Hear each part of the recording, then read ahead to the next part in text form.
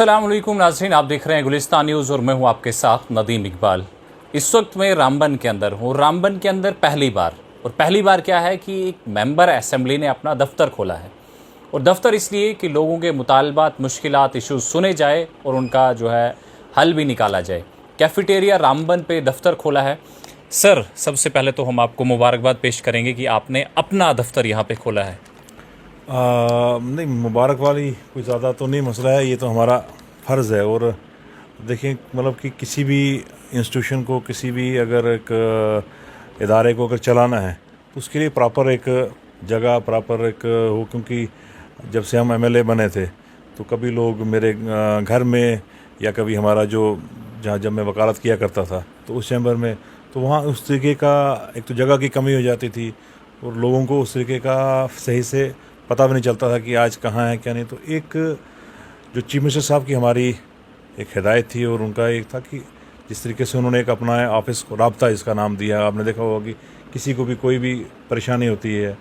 अब रूटीन में मैं 24 घंटे रामबन में नहीं होता हूँ, आज किसी इलाके में है, कहीं दूसरी जगह है, तो लोग जब कोई रामबन आए और उसको मेरी तरफ से मेरा कोई रिप्रेजेंटेटिव या मेरा कोई आदमी अगर उनको ना मिले तो उनको बड़ी मायूसी भी हो, मुझे भी बड़ी तकलीफ़ होती थी। मैं कोई आया है, रामबन आया है मुझसे मिलने, तो मैं हूँ कहीं ऊपर गांधरी पहुँचा हूँ, तो मुझे उस वक्त लगा कि एक वेल कनेक्टेड एक ऑफिस होना चाहिए, सो दैट कि लोग वहाँ, हम अगर ना भी हों तो लोग यहाँ आके अपनी ग्रीवियंस रख के, मेरा ऑफिस बॉय है, हमारा ऑफिस का सेक्रेटरी है, पीए है, वो लोग चीज़ें, और भी तंजीम के लोग हैं, कई सारे जो हमारे साथ जुड़े हैं लोग, वो यहाँ पर 24 घंटे बैठते हैं। तो एक लोगों को कम से कम बैठने का ठिकाना और उनकी, मुझको खासकर काम करने में सहूलियत इस ऑफिस से अब होना शुरू हुआ है। सर, स्मूथली काम तो होगा, लेकिन अब लोगों के मुतालबात की, मुश्किलात की तरफ चलते हैं, क्योंकि 6 महीने तो लगभग हो गए हैं इलेक्शन को हुए, लेकिन लोगों की कुछ उम्मीदें रहती हैं कि जनाब हमारा ये काम हो जाए, हमारा ये काम हो जाए। लेकिन सबसे बेसिक अगर हम किसी चीज़ पर जाएं,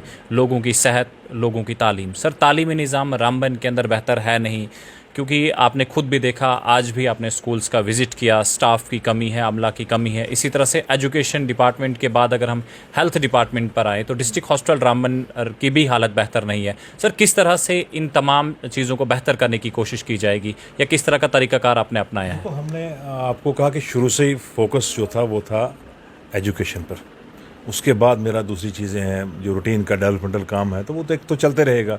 लेकिन अब एजुकेशन पर जब तक आप वहाँ जाके आप देखें, जिस तरीके से हम अभी गर्ल्स हाई स्कूल के, वहाँ पर स्टाफ सफिशेंट है 15-16 के मुताबिक मुझे लगा। वहाँ पर आपने खुद देखा, वो जो टीचर्स हैं, उसके बाद कुछ वोकेशनल टीचर भी वहाँ पर हैं, तो एक मतलब कि वेल स्कूल चल रहा आ रहा है। आप मिडिल स्कूल में गए, वहाँ स्टाफ ठीक है। कई जगह पर दूर दराज में जाएंगे, वहाँ पर जो प्रॉपर रैशनलाइजेशन की जो दिक्कत आई हमें, एक तो हो गया कि बिल्कुल है ही नहीं स्टाफ। एक आ गया कि कई जगह स्टाफ 4 टीचर हैं, बच्चे हैं 20, कई जगह बच्चे हैं 100 तो टीचर हैं 2। वहाँ जो है ज़्यादा दिक्कत आ रही थी इनको रैशनलाइजेशन करने में, और किस तरीके से। तो अभी तक तो हमने स्कूलों को ज़्यादा वहाँ छेड़खानी करने की कोशिश नहीं की, क्योंकि सर्दियाँ थी, मार्च अप्रैल के बाद इनके जब स्कूल खुले हैं। अब सेशन स्टार्ट हुआ, तो सेशन स्टार्ट होते ही थोड़ा सा बदकिस्मती रही कि हमारे को क्राउड ब्रस्ट ने जो है वहाँ पर पूरा मैन एंड मशीनरी वहाँ पर एंगेज करना पड़ा। लेकिन अब जो है चीज़ें नाउ सेटल हुई हैं, तो अब से आप देखेंगे कि हमारा ये एक, मेरा अपनी जगह एक मानना है कि मेरा रूटीन भी एक रहेगा कि हर दिन, हर दूसरे दिन जब भी मैं रामबन में हूँ या जब कहीं किसी भी इलाके में हूँ, तो किसी न किसी स्कूल में जाके, ये नहीं वहाँ पर मास्टर को धमकाना है हमने। देखिए, मैंने बड़ी बार देखा है, सोशल मीडिया पर देखा है, आप कोई भी बड़ा ऑफिसर जाएगा, कोई एमएलए जाएगा, मंत्री जाएगा, तो वहाँ उसका पहला अप्रोच क्या रहती है, मीडिया को अटेंशन देने के लिए किसी एक टीचर को पकड़ दिया, धमका दिया, किसी एक बच्चे को पकड़ दिया, उसको सवाल पूछे, उसको नहीं आता है तो फिर हाँ जी ये मास्टर जी आपने क्या किया। लेकिन रियल प्रॉब्लम की तरफ कोई नहीं जा रहा है। हम स्कूल में जाके धमका तो आएंगे, मैं चला गया, अच्छा एक पीआर मेरा बन जाएगा, मेरी न्यूज़ हेडलाइन बड़ी आ जाएगी कि आज राजू साहब आज फलां स्कूल में गए और वहाँ पर हेडमास्टर को धमकी दे के आ गए और ये हुआ। लेकिन उससे सोल्यूशन नहीं निकलेगा सर। सोल्यूशन और प्रॉब्लम जो है वो डीप रूटेड है। आप देखेंगे कि सरकारी स्कूलों में आज की डेट में जितना भी बच्चे आ रहे हैं वो लो इनकम ग्रुप से आ रहे हैं, मतलब कि उनके, और या उनके पेरेंट्स जो हैं वो पढ़े लिखे कम हैं, उनको उस तरीके की फैसिलिटी और उस तरीके का, मतलब अपने बच्चों के साथ वो तालमेल नहीं रख पा रहे हैं। इसका फ़ायदा टीचर भी उठाता है। टीचर को पता है कि मुझे कोई पूछने वाला नहीं है। जो एजुकेशन कमिटीज़ बनी हैं वो भी, उसमें जब गांव देहात में लोग हैं वो जाते ही नहीं हैं। पेरेंट टीचर का एक सिस्टम किया है कि आपने मंथली वहाँ पर, जिस तरीके से प्राइवेट स्कूलों में होती है मंथली पेरेंट मीट होता है, यहाँ भी होता है, लेकिन कोई जाता ही नहीं है क्योंकि उसमें लोग वो दिहाड़ीदार पेरेंट्स के एंड से नॉन सीरियसनेस है। नहीं, नॉन सीरियस नहीं आप उनको कह सकते हो। देखिए, उनको उस चीज़ की समझ नहीं है, अवेयरनेस नहीं है। नॉन सीरियसनेस हो जाएगी वो तो गलत होगा। वो सीरियस हैं तभी तो बच्चों को दिहाड़ी लगा के तो स्कूल भेज रहे हैं। वो सीरियस हैं, अपने बच्चों का मुस्तकबिल चाहते हैं, लेकिन उतना उनको अवेयरनेस नहीं है। उनको ये नहीं मालूम है कि वो, और एक तो उसके पास रिसोर्सेज की कमी है। वो दिहाड़ी लगाएगा कि आपकी उस मंथली मीट में जाएगा। तो अब हमारा फ़र्ज़ बनता है समाज के दूसरे लोगों का, जैसे हम हैं, हमारे तरीके से जो भी वेल ऑफ, मैं कहता हूँ सोसाइटी के लोग जो हैं, जो समाज में जो हैं, जो उस गांव देहात में जो पढ़े लिखे लोग हैं, उनका भी एक रोल बनता है सर। जो रिटायर्ड टीचर हैं जो गांव में इस वक्त बैठे हैं, लोगों को अवेयर भी करें सर। एक दूसरी लोगों का अवेयरनेस, ये देखिए बड़ी इंपॉर्टेंट बात है सर। इसको बात हम इसको थोड़ा सा आप कंटिन्यू कीजिए कि मेरा मैसेज ये है, जो गाँव में लोग हैं, चाहे वो रिटायर्ड टीचर हैं, चाहे वो रिटायर्ड कोई भी ऑफिसर है, उसको भी थोड़ा सा आगे आने की ज़रूरत है। अगर कई जगह हमारे पास गाँव में टीचर की कमी है, मैं चाहता हूं कि जिस तरीके से फ़ौज में आज भर्ती हो रहे हैं, जब जंग की ज़रूरत आई तो फ़ौजी तैयार हो गया, रिटायर्ड फ़ौजी कि हम जी देश की सेवा के लिए बॉर्डर पर जाने के लिए तैयार है।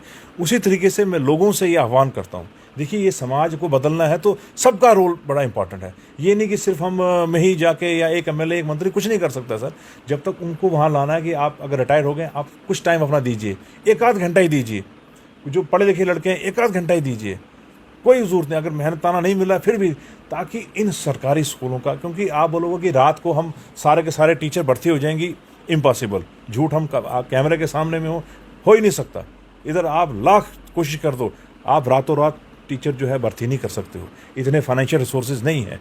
तो इसलिए कलेक्टिवली समाज की भागीदारी का रोल बनेगा, तब जाके, और उम्मीद है मुझे कि पॉजिटिव रिस्पांस आ रहा है, लोग आगे बढ़ रहे हैं, तो अच्छा होगा। सर एक चीज़ और, क्योंकि अब हेल्थ और एजुकेशन पे तो बात की, लेकिन इसके अलावा 20 तारीख को आपने जिस तरह से कहा कि यहाँ पे क्लाउड बस्ट हुआ, रामबन के अंदर काफ़ी तबाही हुई, लेकिन 20 तारीख के बाद अगर आज की हम बात करें, लगभग 25 दिनों का वक्त हो चुका है, लेकिन अभी भी कस्बा रामबन की नालियाँ ब्लॉक हैं, यानी पानी आज भी सड़क पर बह रहा है। कितना वक्त लगेगा उन नालियों को जो है ड्रेनेज सिस्टम के लिए प्रॉपरली तैयार करने में? देखो नदीम साहब, इसमें मैं कोई अपनी तारीफ़ या कोई इंतज़ामिया की तारीफ़ हम नहीं करेंगे या सरकार की, लेकिन सैलाब पहले भी बड़े बार आए, पहले भी क्लाउड बस्ट हुए, शान पैलेस दबा, इधर हुआ, दाएं बाएं हुआ। आपका ही इलाका है, वहाँ भी ज़मीन धसी, मतलब कि कई 40-50 घर दब गए। लेकिन आपको पहली मर्तबा एक चीज़ तो लगा होगा कि जब हुकूमत क्या होती है और नुमाइंदा क्या होता है। हुकूमत थी तो चीफ मिनिस्टर 3 बार पहुंचा, हुकूमत थी तो 300 मज़दूर लगाए गए, दिन और रात जो है मशीनरी लगी रही, चाहे पैसे थे नहीं थे, कहाँ से डीसी ने लाया, कहाँ से हम लोगों ने रिसोर्स इकट्ठे किए और राब्ता सड़कों को खोलने की कोशिश की, क्योंकि मुश्किलात हैं इतनी जल्दी। अगर ये नॉर्मल पर छोड़ा होता ना तो यहाँ 2-2 महीने नहीं खुलने थे।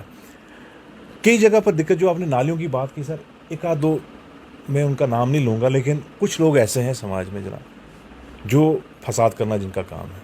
अभी भी आप देखेंगे कि कई जगह पर वो उनके साथ म्यूनसिपलिटी वाले जो मशीन 2 मरतबा की एक जगह पर नाली खोलने के लिए, क्योंकि वहाँ ड्रेन बनानी है, वो लोग जो है उन पर हमला करके पर्चे तक लगे हैं। ये तो हालत है हमारे लोगों की कि वो कहते हैं नहीं जी खोद ही नहीं है, हमारा मकान को ये पानी चले जाएगा। अरे नाली बनी है, सरकारी नाली है। फिर जो है पीछे कुछ काम ऐसे हुए थे, आपने देखा कि उन्होंने बिल्कुल जम्मू की तर्ज पर यहाँ पर ड्रेन्स को पूरा वो सीमेंटेड किया हुआ है। अब आज देखेंगे, आज मैं पूरा उसमें था, उनको पूरा तोड़ा गया है। मतलब उसको तोड़ने में पहले था हमारा रास्ता साफ़ हो जाए क्योंकि गाड़ी चल सके।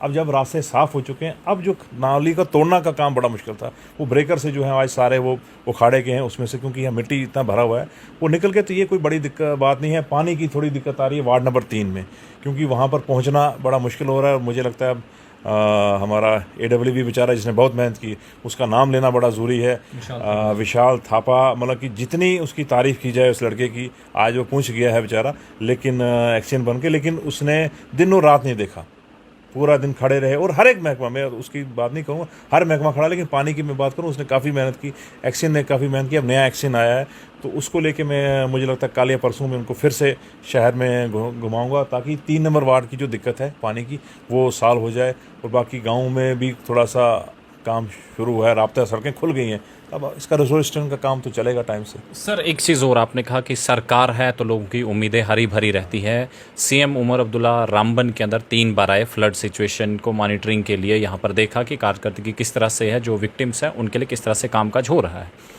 धर्मकुंड हमारे पास एक ऐसा इलाका है सर जहाँ पे 23-24 फैमिलीज़ जो हैं इस वक्त बेघर हैं, और अभी कुछ लोगों का ये कहना था कि जनाब हमारे पास सरकारी जो खाना जो यहाँ पे लंगर लगा हुआ था वो बंद कर दिया गया है। अब जब हमारे घर चले गए तो हमारे पास गैस स्टोव, गैस सिलेंडर दोनों चीज़ें बह गई है। अब खाना बनाने के लिए भी हमारे पास चीज़ें नहीं है। इस बारे में क्या आप सरकार से बात करेंगे, एडमिनिस्ट्रेशन से बात करेंगे, ताकि उन लोगों को जो 2 वक्त का खाना वक्त पे मिल सके? नहीं, देखिए उनको तो जिस तरीके से उनके मकान बड़ा मुश्किल थे कि वो पूरा ख़त्म ही हो चुका था। और एक चली थोड़ी सी उधर ये था कि कम से कम उनको वहाँ पर एक कॉलोनी थी, तो उस कॉलोनी में उनको बैठाया गया। मतलब आप बाकी जगह देखेंगे, जब बाकी जगह मकान टूटते हैं तो कोई नहीं पूछता जनाब, कहीं कोई छत भी नहीं दी। मतलब आप लोग, आप अपना नदीम जी आप बात करें ना, आपका पनोद में पूरा मकान ख़त्म हो गए, कहीं किसी ने आप एक टेंट तक दिया आपको, आप किस तरीके से आज भी जी रहे हैं, हमें मालूम है कि आपका दुख दर्द कितना है।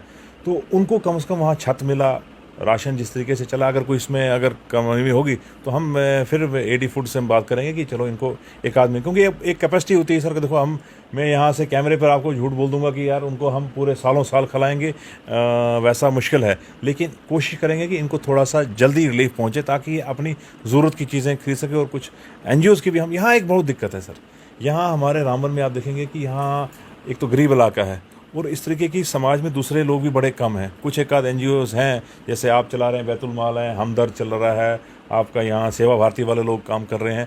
तो हम और चाहते हैं कि लोग और इसमें लोग जुड़ें, ताकि कई बार इसमें समाज का भी एक थोड़ा सा कंट्रीब्यूशन रहता है। गवर्नमेंट की एक अपनी एक लिमिटेशन होती है, वो 4 दिन 5 दिन तक एक रहेगा, महीने 2 महीने रहेगा, लेकिन समाज को दूसरे लोगों को भी इसमें पार्टिसिपेट करना बड़ा ज़रूरी है सर। जाते जाते एक सवाल आपसे, चूँकि राशन के मुतालिक बात हो रही है और राशन के मुतालिक ही बात करेंगे सर। हमारे पास 2 फेयर प्राइस शॉप्स हैं, एक राशन डिपो मैत्रा है, एक राशन डिपो जो हमसे यहाँ 200-300 मीटर की दूरी पर है सर। बलिहोत, सिंचा, अहदवा, रामबन, सेरी और इसी तरह से अगर हम उस तरफ चले जाएं तो सर हमारे पास मैत्रा ए, मैत्रा बी, परनोत बी पंचायत से सर 2 डिपोज हैं, और इतने लोगों को सर टैकल करना काफ़ी मुश्किल होता है।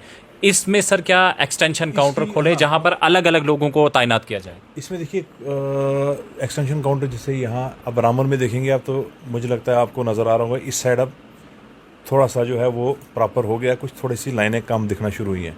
मैत्रा में अभी भी दिक्कत है।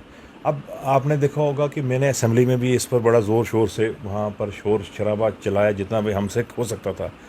अब यहाँ दिक्कत ये थी कि गवर्नमेंट का ये एक प्लान बन रहा है कि वो और राशन डिपो खोलना चाहते हैं, ताकि एक तो लोगों को भी मिले। और मुझे लगता है उसमें ताख़ीर क्यों हो रही है, शायद एक तो ये तो फ्लड का रहा मामला, या क्या कहते हैं इसके पाकिस्तान के बाद जो सरहद पर जो तनाव हो गया, उस कारण से इसमें कुछ थोड़ा सा लेट हुआ है। लेकिन मुझे उम्मीद है कि वो जल्द हो जाए। जैसे ही वो बैन हटेगा और नई जो है वो अलाटमेंट शुरू हो जाएगी, तो फिर जाके ये मामला साफ, तब तक जो है इसमें थोड़ी दिक्कत आएगी सर। चलिए सर, आपका बहुत शुक्रिया। तो व्यूअर्स, आप देख रहे थे कि हमारे साथ MLA रामबन एडवोकेट अर्जुन सिंह राजू बात कर रहे थे, और बात कर रहे थे कि रामबन के अंदर अगर हम देखें एजुकेशन और हेल्थ सेक्टर की खस्ता हाली को लेकर और किस तरह से उन चीज़ों को बेहतर किया जाएगा, आम लोगों को किस तरह से उसमें अपना किरदार अदा करना चाहिए।